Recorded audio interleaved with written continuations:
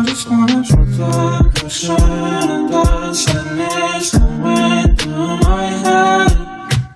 Hello everyone, welcome to another video, and today I wanted to talk about the time I visited World Food Trucks in Kissimmee, Florida.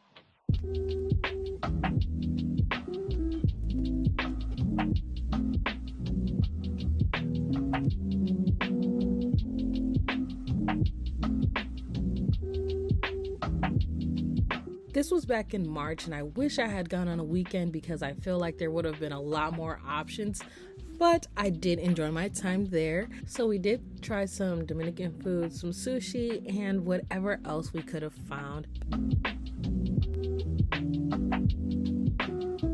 There were a lot of people who were selling like local fries, so I did try that. It was all right. All in all, I enjoyed the food. Wish I went on a weekend so I could try even more food. If you're ever in the area on a weekend, give it a visit.